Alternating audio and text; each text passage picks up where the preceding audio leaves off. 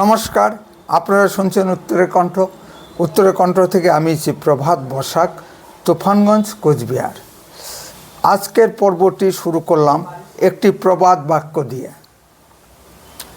জয়কালে ক্ষয় নেই, মরণকালে ওষুধ নেই। 2011-র পরিবর্তনের হাওয়ায় যে উচ্ছ্বাস জনগণের ভিতর দেখা গেছে তা মিলিয়ে যেতে বেশি সময় লাগেনি। তিনি কলকাতাকে লন্ডন বানাবেন, দার্জিলিংকে সুইজারল্যান্ড বানানোর প্রতিশ্রুতি দিয়েছেন। কে সেই ব্যক্তিটি? তিনি আমাদের পশ্চিমবঙ্গের মুখ্যমন্ত্রী মাননীয়া মমতা ব্যানার্জি। রাজ্যের শিক্ষিত বেকারদের হাতে কাজ ও নতুন নতুন শিল্প আনার প্রতিশ্রুতি দিয়েছেন। লন্ডন থেকে লোক আসবে তো দূরের কথা, তাকেই এখন লন্ডন যেতে হচ্ছে। মাননীয়া মমতা ব্যানার্জির এই ভাওতাবাজি কতদিন চলতে পারে? একজন প্রবীণ শিক্ষক হিসেবে রাজ্যের শিক্ষিত বেকারদের দিকে তাকানো যায় না। ফার্স্ট ক্লাস মাস্টার ডিগ্রি নিয়ে শিক্ষিত বেকাররা পরিযায়ী শ্রমিক হিসেবে লেবারের কাজ করছে। দিকে দিকে সন্ত্রাস আর দুর্নীতি। তাহলে আপনি প্রশ্ন করতেই পারেন, তৃণমূল এত ভোট পাচ্ছে কিভাবে? সবই ছাপ্পা ভোট আর রিগিংয়ের খেলা। তার ভিতর 30% মুসলিম ভোট তার নিজস্ব পকেটে, আর আছে লক্ষ্মীর ভাণ্ডারের মহিলা ভোট। এত কিছুর পরেও আগামী নির্বাচনে মাননীয়া মমতা ব্যানার্জি নিশ্চিন্ত হতে পারছেন না। তৃণমূল নেতাদের মুখের হাসি উদাও হয়ে গেছে। যে মাস্তান নেতা আগে চোখ পাকিয়ে তাকাতো, সে এখন মাথা নিচু করে সুরসুর করে কেটে পড়ে। তৃণমূল এখন বিভিন্ন টিভি চ্যানেলে বিতর্কের জন্য লোক খুঁজে পাচ্ছে না। কে আর শুধু শুধু অপমানিত হতে চায়? সাংবাদিকদের চোখা প্রশ্নের উত্তর দিতে তৃণমূল নেতাদের কালঘাম বেরিয়ে যাচ্ছে। ইতিমধ্যেই ভোটার সমীক্ষা রিপোর্ট বেরিয়েছে। তাতে যে পরিসংখ্যান বেরিয়েছে তাতে তো তৃণমূলের মুখের হাসি চওড়া হওয়ার কথা। সেখানে দেখানো হয়েছে আগামী নির্বাচনে তৃণমূল 45% ভোট পাবে এবং আসন সংখ্যার নিরিখে 220টি আসন পাবে, যা গত বিধানসভা নির্বাচনে প্রাপ্ত আসন সংখ্যার থেকে বেশি।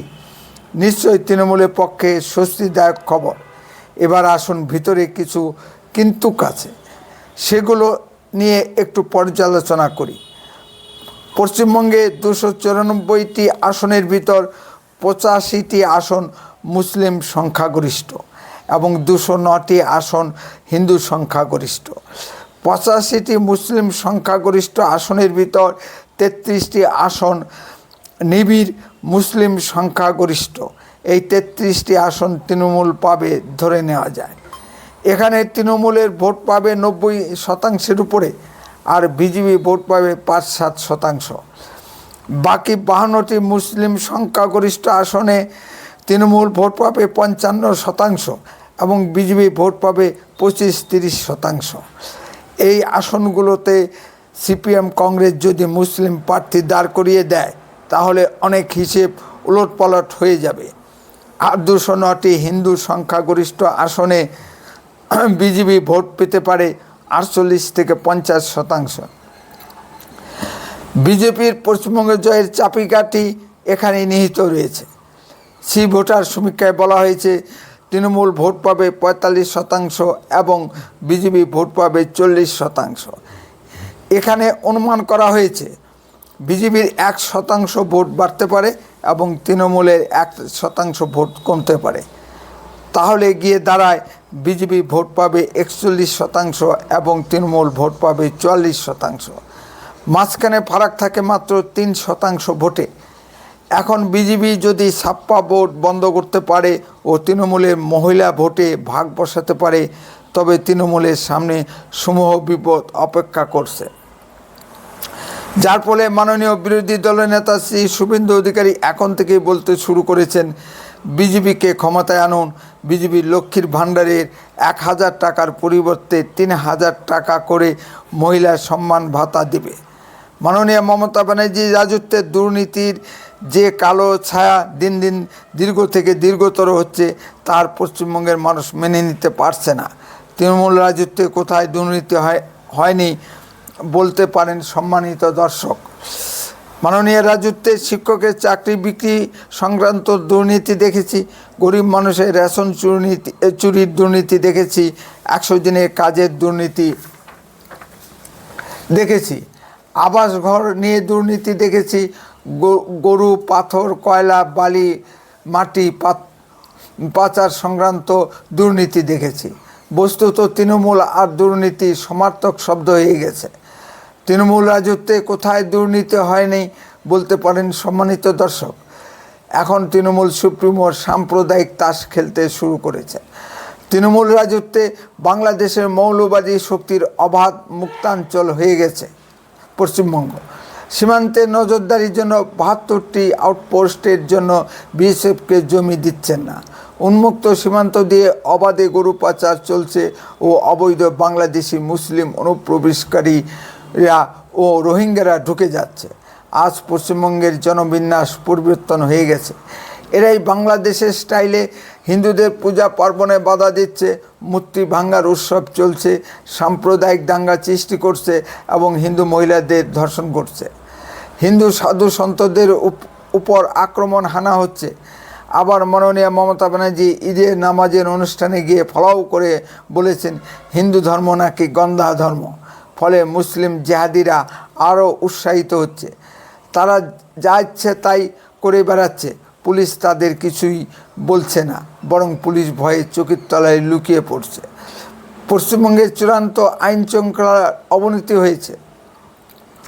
আনসারুল বাংলা প্রধান জসিমউদ্দিন শ্রীমতী মমতা ব্যানার্জির প্রতি আহ্বান জানিয়েছেন বৃহত্তর বাংলাদেশ বা বাঙালিস্তান গঠনের জন্য, যার প্রধান ধর্ম হবে ইসলাম। মুসলিম তোষণে মাননীয় মমতা ব্যানার্জির চিন্তাভাবনা কি সেই দিকেই ধাবিত হচ্ছে না? মমতা ব্যানার্জি ব্রাহ্মণগড়ের সন্তান, শুনেছি তিনি নাকি পূজা পার্বণও করেন, ভুলভাল চণ্ডী পাঠ করেন। আবার তিনি ইসলাম ধর্ম মেনে রোজাও রাখেন ও মুসলিম মহিলাদের মতো হিজাবও পরেন। একই অঙ্গে কত রূপ! এই ধরনের ব্রাহ্মণ সন্তানকে কি বিশ্বাস করা যায়? অখণ্ড বাংলাদেশে এই ব্রাহ্মণরাই হিন্দু সমাজের যে ক্ষতি সাধন করেছে, যে অন্যায় অত্যাচার করেছে, তাকে অন্য কোনো সম্প্রদায় করেছে? স্বয়ং গৌরাঙ্গ মহাপ্রভুকে ও শ্রী শ্রী হরিচাঁদ ঠাকুরকে এই ব্রাহ্মণ সমাজের জোর জুলুমের বিরুদ্ধে রুখে দাঁড়াতে হয়েছিল। মনে রাখতে হবে, হিন্দু মন্দির ধ্বংসকারী কালাপাহাড়ও যশোরে উচ্চকুলে ব্রাহ্মণ ঘরের সন্তান ছিলেন। এই অবস্থা থেকে পরিত্রাণ পাবার রাস্তা কোথায়? মানুষ চিন্তা ভাবনা করছেন। বিজেপি কি সেই মতো আন্দোলন গড়ে তুলতে পারছে? এতদিন বিজেপিতে মমতার সমকক্ষ সকলের কাছে গ্রহণযোগ্য নেতার অভাব ছিল। শ্রী শুভেন্দু অধিকারী এসে সে অভাব পূরণ হয়েছে। আর শ্রী শুভেন্দু অধিকারীও সমান তালে মমতা ব্যানার্জির সঙ্গে লড়াই দিয়ে যাচ্ছে। আগের চেয়ে বিজেপি এখন অনেক বেশি ঐক্যবদ্ধ। মাননীয় দিলীপ ঘোষ, সুকান্ত মজুমদার ও শুভেন্দু অধিকারীরা যদি ঐক্যবদ্ধভাবে তৃণমূলের সঙ্গে মোকাবেলা করে, তবে বলা যায় আগামী বিধানসভা নির্বাচনে ভালো ফল আসবেই।